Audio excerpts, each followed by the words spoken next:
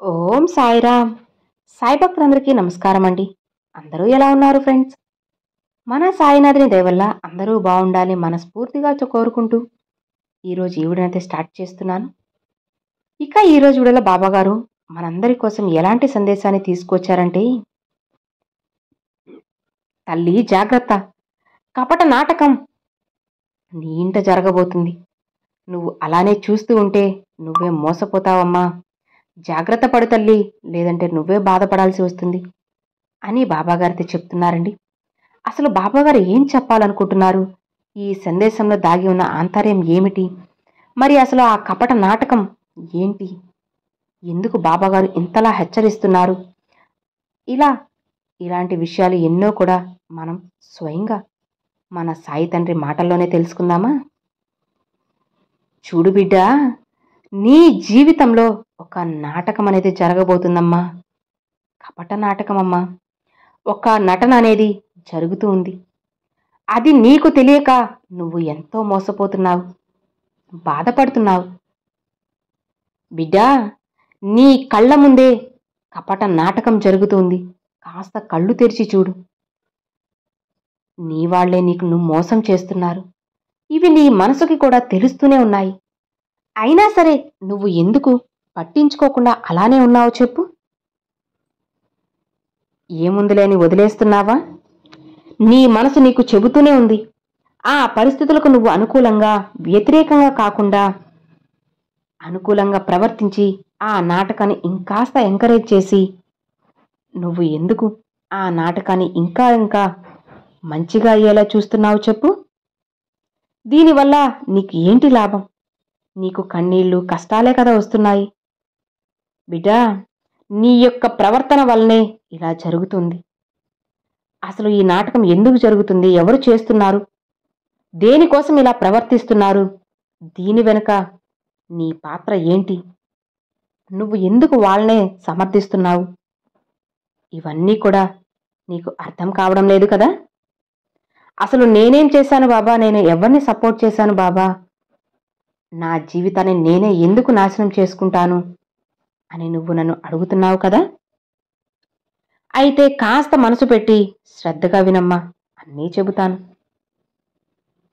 బిడ్డా, నీ కుటుంబంలో ఉన్న వ్యక్తులే, నువ్వు బాగా నమ్మిన వాళ్ళే నిన్ను మభ్యపెట్టడానికి నిన్ను మాయ చేస్తూ ఉన్నారు. నీ మీద ఏమాత్రం కూడా ప్రేమ లేకపోయినా ప్రేమ ఎక్కువగా ఉన్నట్లు నటిస్తూ ఉన్నారు. నిన్ను ఎక్కడెక్కడ వారి యొక్క అవసరాలు తీర్చుకోవడానికి వాడుకొని ఉపయోగించుకుంటున్నారు. ఇది నీకు ఎలా చెప్పాలి అంటే అర్థమయ్యేటట్లుగా, ఇక్కడ నీ కుటుంబంలో అన్నాను కదా, అది నీ లైఫ్ పార్ట్నర్ కావచ్చు, నీ యొక్క కన్న బిడ్డలు అని చెప్పి నువ్వు అనుకోవద్దు.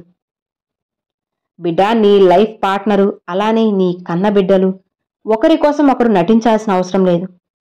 ఇక్కడ ఒకరు మోసపోతే అందరికీ నష్టమే. అందరూ మోసపోయినట్లే కదా? ఇది నీ కుటుంబం. కానీ ఈ కుటుంబంలోనే ఇంకా వేరే వ్యక్తులు కూడా ఎంతోమంది ఉన్నారు. ఎవరైతే ఉన్నారో ఆ వ్యక్తులు వారి యొక్క అవసరాలను, అంటే నీకు అర్థమవుతుందా? ఆ వ్యక్తులు ఎవరు అన్న విషయం కూడా నేను చెబుతూ ఉన్నాను కదా. నీ పుట్టింటి సైడ్ కానివచ్చు, లేదా నీ అత్తింటి సైడ్ కానివచ్చు, ఇలా ఎవరైనా సరే అమ్మా, వారి యొక్క ముఖ్యమైన అవసరాలన్నిటి కూడా తీర్చుకోవడం కోసం నిన్ను వాడుకుంటున్నారు. వారు నలుగురిలో ఒక అండ, ఒక భరోసా, ఒక పరువు అనేది, ఇలా ఇవేమీ కూడా పట్టించుకోకుండా నిన్ను నిలువునా నలుగురిలో తక్కువ చేసి మాట్లాడుతున్నారు. అవునమ్మా, ఇది నీకు ఇప్పటికే ఎన్నోసార్లు జరిగింది. అయినా కానీ ఎందుకు నువ్వు అసలు పట్టించుకోకుండా అలానే మౌనంగా ఉన్నావు చెప్పు? నీ బాబా చెప్పే మాటల మీద నమ్మకం లేదా? మరి నీ మీద నీకైనా నమ్మకం ఉంది కదా? ఆలోచించు. నువ్వు ఏం చేయకపోయినా సరే అసలు ఆ వ్యక్తి ఎందుకు అలా ప్రవర్తిస్తున్నారో అన్న విషయాన్ని నువ్వు ఖచ్చితంగా తెలుసుకునే తీరాలమ్మా. లేకపోతే నువ్వే బాధపడాల్సిన సమయం వస్తుంది. అంత దూరంగా తెచ్చుకోకుండా నువ్వు ఈరోజే, ఈ క్షణమే ఖచ్చితంగా దాని గురించి తెలుసుకునే తీరాలి. లేదంటే నష్టపోవలసిన విషయాలు నీ జీవితంలో ఎన్నో జరుగుతాయి. అవన్నీ జరగకుండా ఉండాలి అంటే నువ్వు కాస్త శ్రద్ధగా ఉండాలి. కాస్త మెలకువగా ఉండాలి. అసలు వాళ్ళు నలుగురిలో గౌరవంగా ఉండడానికి నిన్ను ఒక పాములాగా ఉపయోగించుకుంటున్నారమ్మా. వాళ్ళకి అన్నీ తెలుసు. నిన్ను ఎలా ఉపయోగించుకోవాలి, ఎవరి ముందు ఎలా మాట్లాడాలి అన్న విషయాలన్నీ కూడా వాళ్ళు తెలుసుకొని నిన్ను బాగా వాడుకుంటున్నారు. నీ జీవితంతో ఆడుకుంటున్నారు తల్లి. బిడ్డ, నీకు స్పష్టంగా చెప్పాలి అంటే కనుక నీ మీద ఎలాంటి ధ్యాస కానీ, ఎలాంటి ప్రేమ కానీ, గౌరవ మర్యాదలు కానీ, వీళ్ళు నా వాళ్లే కదా అని అనుకునే శ్రద్ధ కానీ ఇలా ఏవి కూడా వాళ్ళకి లేవమ్మా. కేవలం నువ్వు ఒక మనిషివి అంతే. వారి దృష్టిలో ఒక వస్తువువి, ఒక కీలుబొమ్మ లాంటి మనిషివి. వారికి అవసరం వస్తే అనుకూలంగా నిన్ను ఉపయోగించుకుంటారు, అవసరం తీరిపోయాక నిన్ను విసిరిపడేస్తారు. అయినా సరే నువ్వు ఏ రకంగా కూడా ప్రశ్నించడం చేతకాని మనిషివని వాళ్ళ దృష్టిలో నీకంటూ ఒక స్థానం ఇచ్చేశారమ్మా. అవును బిడ్డ, నీ యొక్క జీవితాన్ని వాళ్ళు డిసైడ్ చేసేశారు. అలానే నీ బంధాన్ని కూడా ఉపయోగించుకుంటూ ఉన్నారు కూడా. నువ్వు ఇకనైనా మేలుకోవాలి. ఈ కపట నాటకం నుంచి బయటపడాలి తల్లి. నా బిడ్డ అమాయకురాలు అని అందరికీ తెలిసిపోయి నిన్ను అలా వాడుకుంటున్నారు. కాబట్టి ఇకనైనా సరే నువ్వు ధైర్యంగా మసులుకో. ఎవరు ఏమనుకున్నా పర్వాలేదు. నీ జీవితం నీకు ముఖ్యం కదా.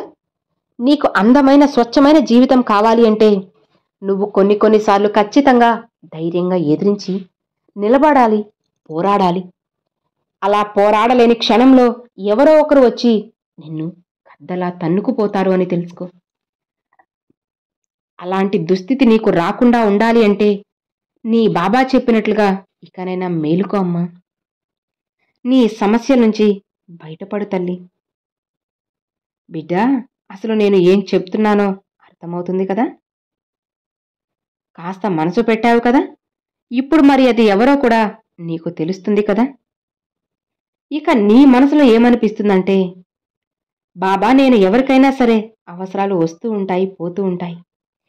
ఇక వారు ఎలాంటి వాళ్ళైనా సరే నా దగ్గరికి వచ్చి నాకు సాయం చేయండి అని చెప్పి నోరు తెరిచి అడిగినప్పుడు పూర్తిగా బయటవారు కాదు, ఇంట్లో వాళ్ళు కాదు, ఇలా నేను కాదనలేక సరే అని ఒప్పుకుంటున్నానే. మరి ఇప్పుడు వారు ఆడేదంతా నాటకమని నాకు తెలిసినప్పటికీ కూడా ఇంకా వేరే దారి లేదు కదా బాబా, వాళ్ళేమన్నా అనుకుంటారేమో, తప్పదు కదా బాబా అని అనుకుంటున్నావా? నిజమే బిడ్డ, వేరే దారి లేదు, తప్పదు. అయినా సరే నువ్వు తెలుసుకోవాల్సిన విషయం ఏంటి అంటే, నువ్వు అవసరమైనప్పుడు వారికి ఏ విధంగా ఉపయోగపడుతున్నావో వారు కూడా నీకు అవసరమైనప్పుడు అలానే ఉపయోగపడుతున్నారా? నిన్ను ఎలా అయితే వారి యొక్క పరువు మర్యాదలు అనేటివి నిలబెట్టుకోవడం కోసం ఉపయోగించుకుంటున్నారో, ఇక అచ్చు అలానే నీ పరువు మర్యాదలు నిలబెట్టుకోవడం కోసం వాళ్ళు నీకు ఉపయోగపడుతున్నారా? నలుగురిలో నా అని చెప్పి వారు నీకు ఎక్కడికక్కడ విలువని అందిస్తున్నారా? లేదా నలుగురిలో నువ్వు ఒక దూరమైన బంధువులాగా, అసలు నీకు నాకు ఏ పరిచయం లేదు అన్నట్లుగా వాళ్ళు ప్రవర్తిస్తున్నారా? ఇదంతా కూడా నువ్వే ఆలోచించుకోమ్మా. బిడ్డా, ఇవి కాస్త కష్టంగా అనిపించినా, కాస్త బరువుగా, భయంగా, బాధగా అనిపించినా సరే నువ్వు ఖచ్చితంగా ఈ కపట నాటకం నుంచి బయటపడే తీరాలమ్మా. అప్పుడే ఇక నీ జీవితం, నీ కుటుంబం అనేది సంతోషంగా ఉండేది. బిడ్డా, నేను చెప్పినవన్నీ కూడా తెలుసుకొని నువ్వు జాగ్రత్త పడకపోతే ఇక నీ జీవితమే నాశనం అయిపోతుంది అని గుర్తుపెట్టుకో. నీకంటూ ఉన్న లక్ష్యం కూడా చెల్లాచెదరైపోతుంది. నీకంటూ ఉన్న మంచి జీవితం సర్వనాశనం అయిపోతుంది. కాబట్టి అలాంటి పరిస్థితి నీకు ఎప్పటికీ కూడా రాకూడదు అంటే నీ సాయి చెప్పిన మార్గంలో న్యాయమైన దారిలో నడువు. అంతా మంచే జరుగుతుంది. బిడ్డ, నేను నీకు మాటిస్తున్నాను కదా, నీకు నేను చెప్పాల్సినవన్నీ కూడా చెప్పేశాను. ఇక ఆపై నీ ఇష్టం. నీ జీవితాన్ని మార్చుకుంటావా లేదా కూల్చుకుంటావా అన్నది నీకే వదిలేస్తున్నాను. నీ కుటుంబం, నీ బంధం, నీ బిడ్డలు బాగుండాలి అంటే, నీకు నలుగురిలో విలువ పెరగాలి అంటే ఆ కపట నాటకం తెలుసుకొని దాన్ని బద్దలు కొట్టేసే. లేకపోతే నీ కుటుంబమే చెల్లాచెదురైపోతుంది. ఇక నువ్వే ఆలోచించుకో. నీ బాబా ఎందుకు ఇలా అంటున్నారో ఆలోచించుకొని నీకు నువ్వే ఒక దారి వెతుక్కొని ఎప్పుడు ఎక్కడ ఎలా ఉండాలి, ఎవరిని దూరం పెట్టాలో అన్నీ తెలుసుకొని జాగ్రత్త పడమ్మా. అదే నీకు నీ జీవితానికి ఎంతో మంచిది. నీ బాబా చెప్పింది అర్థమైంది కదా తల్లి, ఇక హాయిగా సంతోషంగా ఉండు అని బాబాగారితో చెప్తున్నారండి. సో విన్నారు కదండి, ఈరోజు బాబాగారు మనందరి కోసం చాలా చక్కటి సందేశాన్ని తీసుకొచ్చారు. మరి ఈరోజు బాబాగారు పంపించిన ఈ మంచి సందేశం మీ అందరికి నచ్చింది అని అనుకుంటున్నాను. నచ్చితే ఒక చిన్న లైక్ చేయండి, మరికొంతమంది సాయి భక్తులకు షేర్ చేయండి. ఫస్ట్గా మన ఛానల్ చూసేవాళ్ళు సబ్స్క్రైబ్ చేసి సపోర్ట్ చేయండి friends. Thanks for watching. Om Sairam.